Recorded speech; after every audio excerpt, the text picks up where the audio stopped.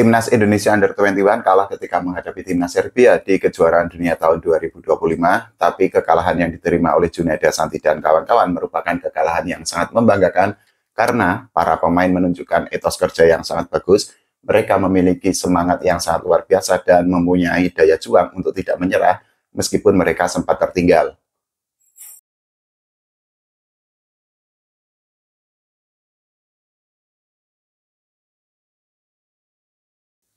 Oke teman-teman, ketemu lagi kita ngobrol santai-santai tentang Timnas Voli Putri Indonesia Under 21 yang kemarin menghadapi Timnas Serbia. Hasilnya sama-sama kita ketahui, Djuneda Santi dan kawan-kawan dikalahkan oleh Timnas Serbia dengan skor 2-3. Tapi apapun hasil yang didapatkan oleh para pemain, kita tetap harus head off, harus angkat topi, harus memberikan apresiasi yang sangat besar karena Djuneda Santi dan kawan-kawan menunjukkan daya juang yang sangat besar. Mereka menunjukkan sikap pantang menyerah meskipun sempat tertinggal. Kita nanti akan bahas beberapa hal yang membuat Timnas Indonesia itu menelan kekalahan. Selain itu kita akan membahas statistik dari para pemain. Kita juga akan membahas siapa pemain yang kemarin menunjukkan improve yang sangat luar biasa, dan juga yang tidak kalah penting adalah bagaimana skenario dari Timnas Indonesia agar bisa lolos ke babak 16 besar di kejuaraan dunia tahun 2025 ini.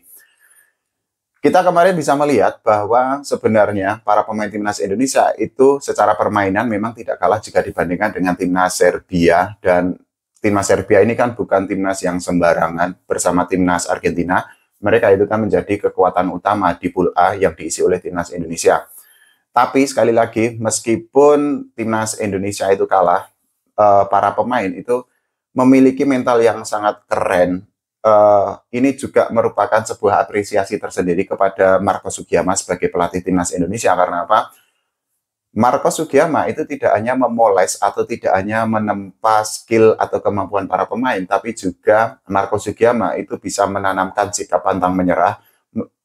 Dirinya itu juga bisa memberikan semangat daya juang kepada para pemain. Kalau kita akan membreakdown apa saja kelemahan di Timnas Indonesia, ya mungkin masih ada beberapa yang tidak maksimal, tapi secara keseluruhan sebenarnya Timnas Indonesia kemarin berpeluang untuk mendapatkan kemenangan karena kan sudah leading, tapi ya kita bisa mengambil kesimpulan bahwa Timnas Indonesia sebenarnya kalah beruntung aja. Kalau Timnas Indonesia dipayungi Dewi Fortuna atau mendapatkan faktor luck, ya mungkin Timnas Indonesia kemarin bisa mengalahkan Timnas Serbia.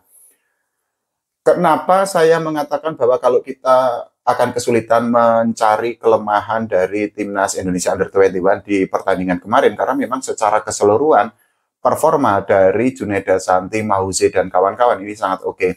Dari sisi attack oke, meskipun dari sisi blok kita kalah jauh, nanti statistiknya akan saya tampilkan. Kemudian yang tidak kalah penting adalah substitusi pemain yang dilakukan oleh Marco Sugiyama ini works atau berjalan dengan sangat baik. Kita ambil contoh di set ketiga kalau tidak salah, saat itu kan Afra itu kan sempat ditarik keluar oleh Marco Sugiyama. Mungkin banyak volley-mania, banyak fans volley Indonesia yang mempertanyakan kenapa kok Marco Sugiyama menarik Afra dan menggantinya dengan Ajeng. Kemarin kalau kita lihat memang permainan dari Afra itu sempat goyah, sehingga dirinya tentu saja harus ditarik dan digantikan oleh Ajeng. Nah, poin plusnya adalah Ajeng ternyata bisa step up meskipun dirinya itu adalah setter cadangan atau pelapis dari Afra. Selain itu, hal yang tidak kalah penting adalah, ini menurut saya pribadi ya, terlepas dari Djuneda Santi yang tampil sangat istimewa dan menjadi top skor dengan perolehan poin yang sangat banyak, Mahuze juga keren, saya pengen menyoroti Gendis.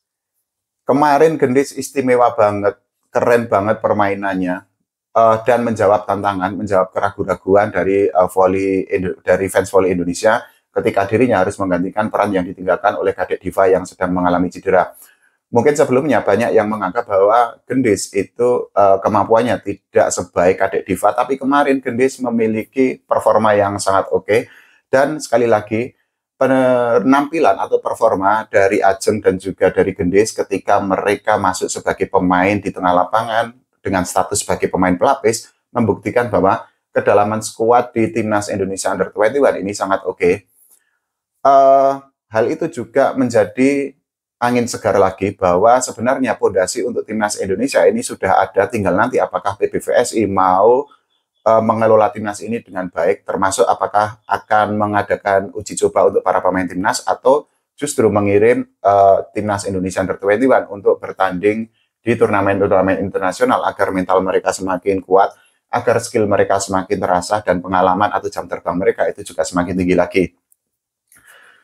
Sekali lagi, Gendis keren banget. Kemarin Gendis yang menggantikan Kadek Diva itu berhasil mencetak 8 poin, 6 diantaranya itu berasal dari attack. Tapi ya tentu saja kita tetap memberikan apresiasi yang sangat besar kepada Djunaida Santi. Karena apa? Kemarin Djunaida Santi itu mode dar-der-dor, penampilannya sangat oke. Kemudian juga Djunaida Santi itu bisa menjadi top skor setelah dirinya itu berhasil mencetak 29 poin. Tidak hanya berasal dari attack, tapi juga poin-poin yang didapatkan oleh Djunaida Santi itu juga berasal dari blok. Selain Djunaida Santi, Mahuse ini juga keren banget karena dirinya itu bisa mencetak 15 poin.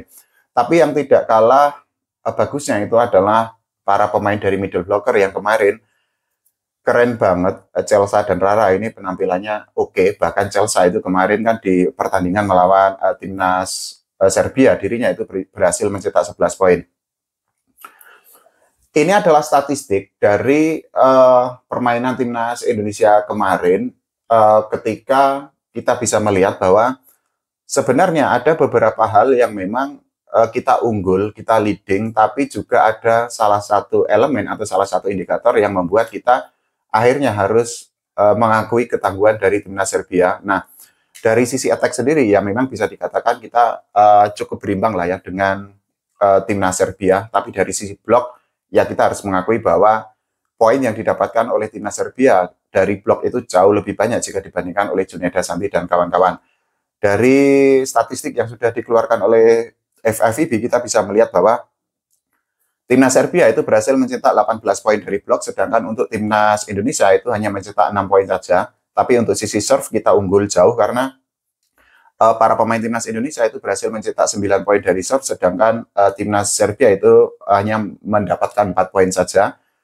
Dan untuk error sendiri, ini yang cukup membanggakan karena apa? Meskipun menjalani 5 set dan kalah, timnas Indonesia itu hanya melakukan 31 error, sedangkan timnas Serbia itu justru lebih banyak karena mereka itu melakukan 35 error sepanjang pertandingan.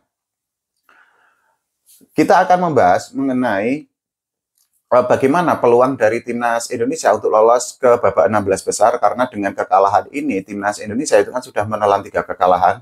Yang pertama dikalahkan oleh timnas Vietnam, kemudian dikalahkan oleh timnas Puerto Rico, dan juga kemarin dikalahkan oleh timnas Serbia.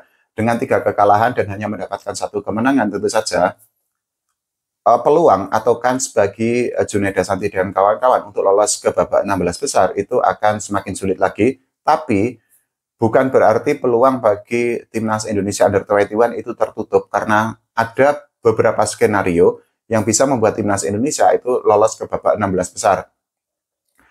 Skenario pertama, jika timnas Indonesia itu ingin lolos ke babak 16 besar itu adalah Indonesia harus menang melawan timnas Argentina di pertandingan terakhir dengan skor minimal 3-2. Selain itu, kalau timnas Indonesia itu ingin lolos ke babak knockout, itu juga timnas Indonesia itu harus menggantungkan harapan dari timnas Vietnam, dengan harapan timnas Vietnam harus menang ketika melawan Puerto Rico dengan skor 3-0 atau 3-1. Skenario lain bagi Djunaida Santi dan kawan-kawan untuk bisa mendapatkan 1 tiket ke babak 16 besar itu adalah timnas Kanada itu harus bisa menang melawan timnas Serbia dengan skor minimal 3-2. Kalau semua skenario itu terwujud, tentu saja timnas Indonesia itu akan menciptakan sejarah karena akan lolos ke babak 16 besar di kejuaraan dunia. Tapi ya, sekali lagi kita harus realistis bahwa timnas Indonesia peluang untuk lolos itu kan cukup berat karena di pertandingan terakhir Djunaida Santi dan kawan-kawan harus menghadapi timnas Argentina yang menjadi kekuatan utama di pool A ini. Tapi ya meskipun kalah, sekali lagi para pemain itu kan lost with pride, kalah dengan kebanggaan, lost with fight, kalah dengan perjuangan, sehingga ya kita sangat bangga kok. Dan banyak volumenya di medsos, komentar-komentarnya justru memberikan apresiasi, memberikan pujian, dan meskipun mungkin masih ada yang menghujat, tapi kalau menurut saya pribadi ketika ada netizen yang menghujat para pemain atau membuli pemain, kebangetan banget karena mereka itu kan sudah berjuang sangat keras. Ini juga sekaligus bisa menjadi contoh bagi timnas senior, bagi Megawati Amisti Pertiwi, bagi Medioliogo, bagi Tisha Amalia, Caca, kemudian juga Sheila Bernadita dan kawan-kawan bahwa nggak apa-apa kok kalah. Yang penting kalahnya itu dengan kebanggaan, dengan harga diri, dan juga dengan perjuangan, karena ya kalah itu kan bagian dari permainan aja. Kalau menurut teman-teman semua bagaimana? Silahkan tulis di kolom komentar. Kita doakan ya timnas Indonesia Under 21 nanti itu menang melawan timnas Argentina sehingga bisa ya memiliki peluang untuk lolos ke babak 16 besar. Oke, makasih. Sampai jumpa.